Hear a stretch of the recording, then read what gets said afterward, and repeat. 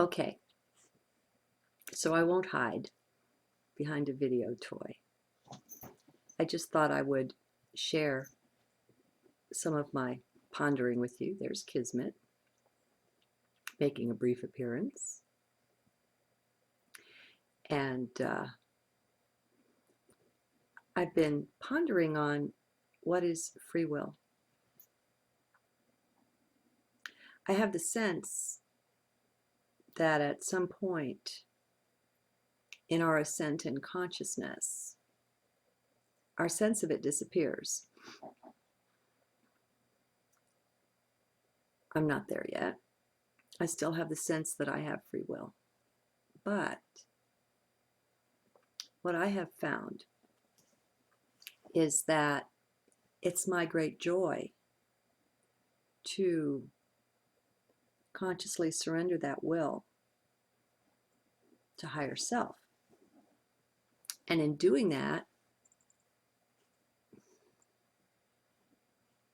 this is how we are danced, I guess. I don't know. I don't know that there's a mechanism.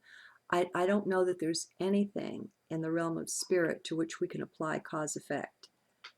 I do this, I get that. I don't think that works in spirit. I really don't. And so, what is this free will? It's our joy to surrender it up and to let go and to let go and to let go. As some have said, let go and let God. It's too bad the word God has so much attached to it. You know, it has so much baggage. But it's, I don't know, it's not a being as such. It's not anything that we can conceive. But what is free will? One thing I've noticed, this has been a period, someone commented me, and that's how I put this together. It was Raining Moon. This has been a period of unplugging and holding back, not diving in to life, but unplugging and then plugging into or being plugged in to something higher, some reconnecting going on in spirit. One thing I have been able to notice, you know, I'm always talking about how things are changing and it's always change, and most often I can't really put words to it. But I've been watching the journals for a little while now, and I have a few words, a little bit of an understanding that's come or is coming, and that is that, as I've told you once upon a time and for many years, when a journal would flow through me, it's sacred. It has been that way for decades now, and I wouldn't change a word of it unless I found I misspelled something. To me, it was just sacred and it wasn't touchable. And things aren't like that now. Now I can freely edit, and I watch, and what I've discovered is that I'm more identified now with whoever and whatever it is that's speaking through the journals. And so maybe that is an example of this unplugging from the lower self and plugging into the higher self, to put it in very simplistic terms. But that's what it feels like. It feels like I can more speak either for spirit or as spirit now. And that's not to say I understand it. That's just a little bit of an understanding that's come simply from watching. So,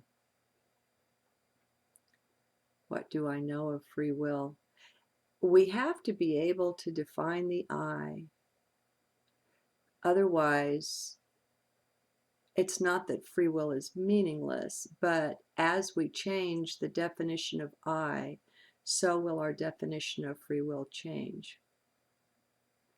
And my work for some time recently has been integration across all of my incarnations, across time and space, across dimensions. My work is to integrate, to spread the wings, to step into the greater I am, and not to do this transcendently.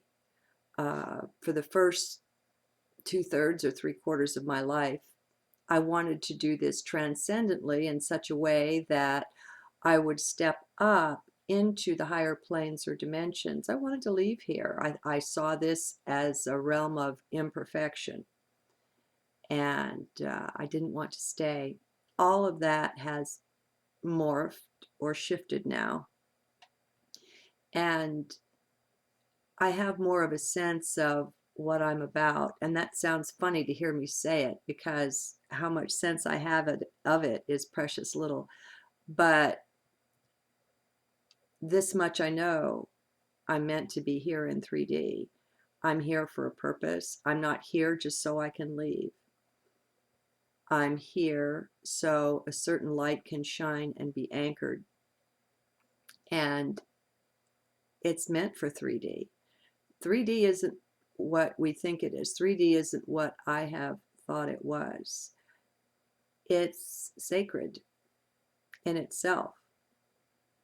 And even though we're all morphing up and out of it, all of those of us who choose to do so, and those whom spirit chooses,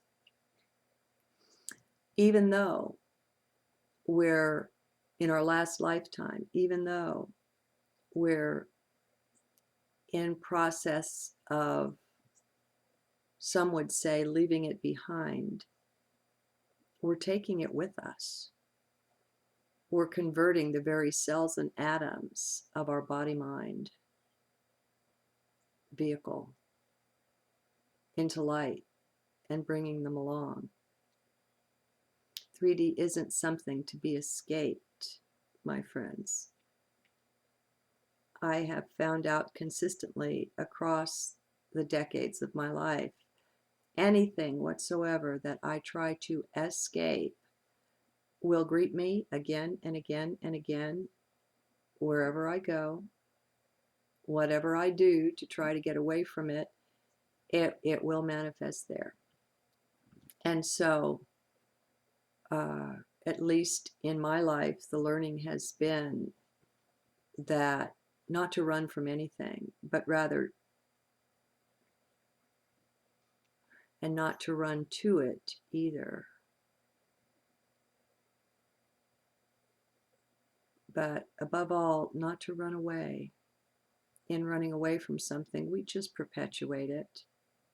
It's a refusing to deal with it. And if it's up in your life to deal with, that means this is the thing that needs your attention. And so I think we're all misguided in our running away. And the thing to do with 3D is to embrace it and to love it and to see it for what it is. When our vision shifts, only then can we begin to see the beauty that's truly resident here. And the way out is in. The way that we will morph is not by running from 3D, but truly running into it.